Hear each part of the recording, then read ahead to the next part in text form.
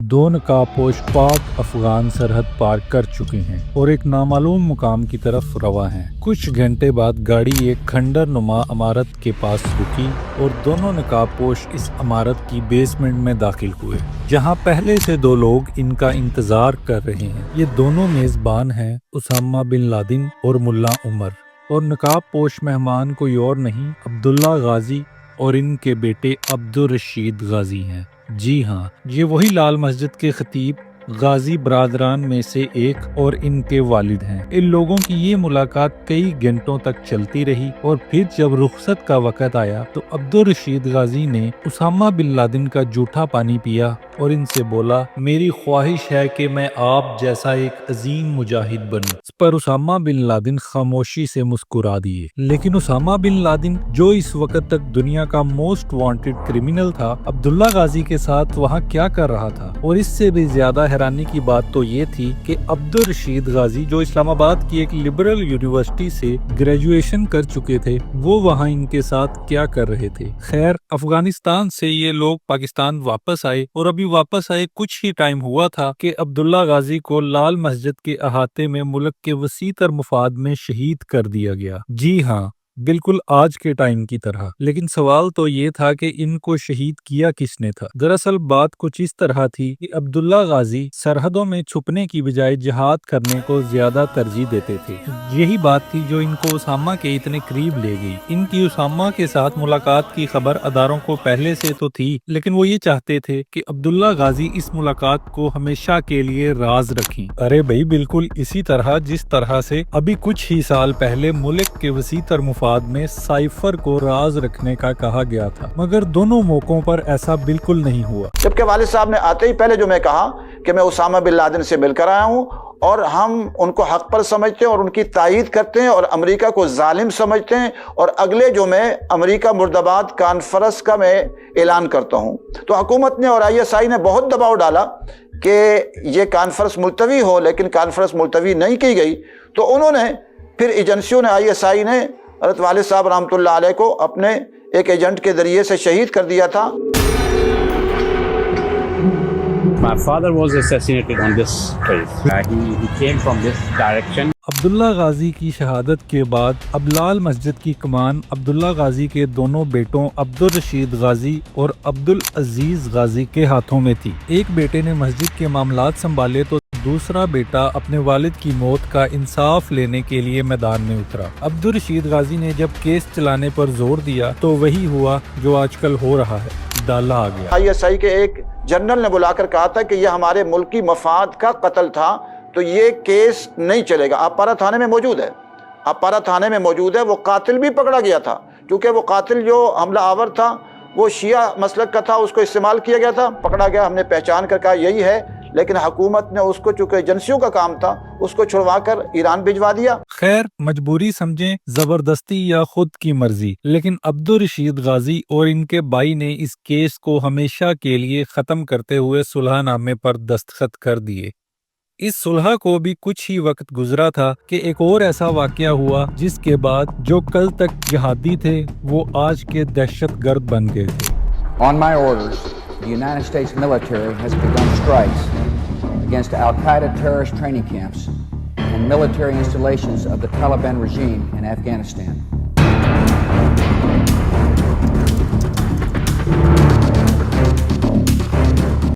جب افغانستان کے اندر آپ جہاد کر رہے تھے تو آپ مدرسوں کے لیے نصاب بھی تیار کروا رہے تھے، افغانستان کے بچوں کو کیسے جہاد کی تعلیم و تربیت دی جائے۔ اور پھر جب 9/11 ہو گیا تو 9/11 کے بعد اب آپ کا ذہن تبدیل ہو گیا اور آپ کو لگا کہ یہ جو مدرسے ہیں یہ تو اصل میں دہشت گردوں کو پیدا کر رہے ہیں اور یہ اب ہمارے لیے خطرہ بن چکے ہیں۔ تو پھر ایک نئی سوچ اور نئی اپروچ جو ہے اس نے جنم لیا۔ اس معاملے کی وجہ سے ادارے اور لال مسجد دونوں کی سوچ مختلف ہو گئی۔ ادارے جن کو دہشت گرد کہتے تھے وہ لال مسجد کے ہیروز تھے۔ افغانستان میں جب امریکہ کی مسلسل کارروائیوں کی وجہ سے کئی جہادی بارڈر پار کر کے وزیرستان آ گئے تو پاکستان آرمی نے ان کے خلاف آپریشن کرنے کا فیصلہ کیا۔ Hunting every terrorist was discussed, of course.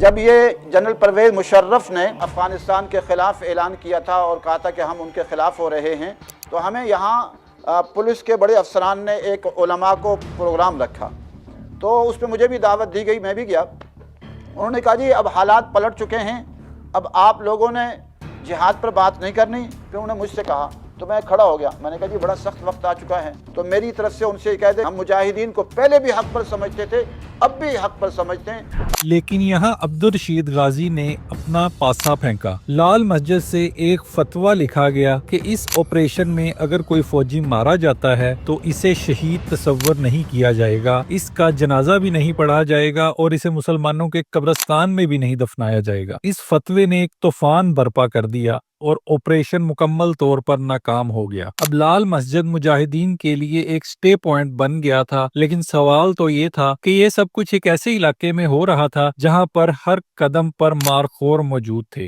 आलम मुजाहिदीन के लिए मसाइल पैदा हो गए थे, उनको लाने की तरतीब बनाई गई और बुरके बनवाए गए और उनके साथ मुख्तलिफ साथी, और उन बुरकों के अंदर उनको पाकिस्तान के मुख्तलिफ हिस्सों में लाया गया, और उनमें से जो ज़ख्मी होते थे हमने अपने जामिया हफ्सा का एक हिस्सा उनके लिए मखसूस किया।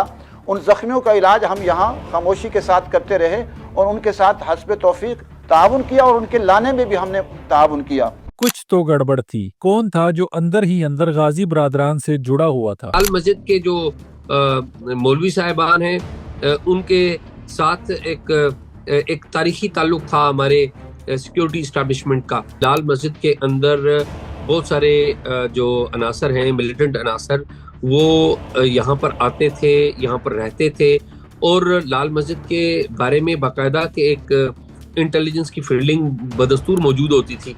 लेकिन कभी किसी ने ऐसे अनासर के आने जाने के बारे में और असलहा इकट्ठे करने के बारे में रिपोर्ट नहीं दी, और रिपोर्ट ना देने की वजह से कोई ऑपरेशन भी नहीं हुआ। तो ये कौन था जो रिपोर्ट नहीं दे रहा था, या रिपोर्ट कर नहीं रहा था, या ऑपरेशन कर नहीं रहा था अगर रिपोर्ट आ भी रही थी? तो ये हमारे सिस्टम के लोग थे। 2005 से 2007 तक लाल मस्जिद की इंतजामिया के खिलाफ कई पर्चे कटे, लेकिन कोई भी कार्रवाई ना हुई। मगर फिर हालात बदल गए। एक ऐसी जंग के नगाड़े बजे जिसका मुकम्मल एख्तिताम 7 महीने बाद हुआ। परवेज़ मुशर्रफ साहब पर 1-2 बार कातलाना हमले हुए थे, और फिर ये कहा गया था कि उनमें एक हमलावर जो था वो एक रास्तों में जो बनी हुई कदीम मस्जिद है उसके अंदर रह रहा था।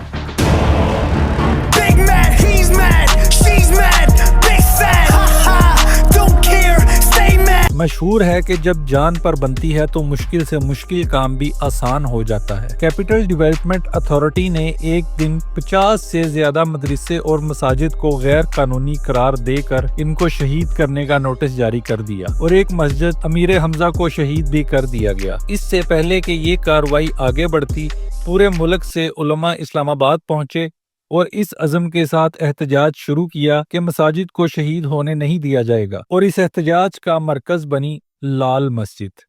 अब मामलात को नॉर्मल करने के लिए हुकूमत और मुल्ला मुज़ाकरात चले और फैसला हुआ कि शहीद मसाजिद को दोबारा तामीर किया जाएगा, लेकिन पसे पर्दा हुकूमत का कोई और ही प्लान था। अब्दुल रशीद गाजी साहब का फ़ोन आया, जिसमें अब्दुल रशीद गाजी साहब ने कहा कि आप वहाँ पे मस्जिद की तामीर का काम कर रहे हैं, और यहाँ पर लाल मस्जिद के करीब जो जामा हफ्सा है उसको गिराने के लिए पुलिस मतलब जो CDA की इंतज़ामिया वो पहुँच चुकी है। तो मैंने एजाजुल हक साहब जो उस वक्त वफाकी वज़ीर मज़हबी उमूर थे उनको बताया कि भाई ये तो मुझे अब्दुल रशीद गाजी का भी फ़ोन आया, वो ये वाली बात कर रहे हैं। उन्होंने कहा यार अजीब सी बात है, ये क्या हो रहा है ना, यानी वफाकी वज़ीर भी उस सारी सूरत हाल से आगाह नहीं था।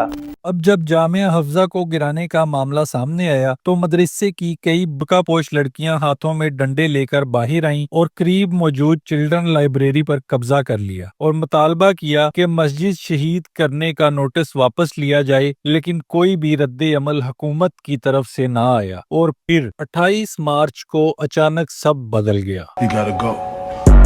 All up in my pack, we not the same, nigga. Gang members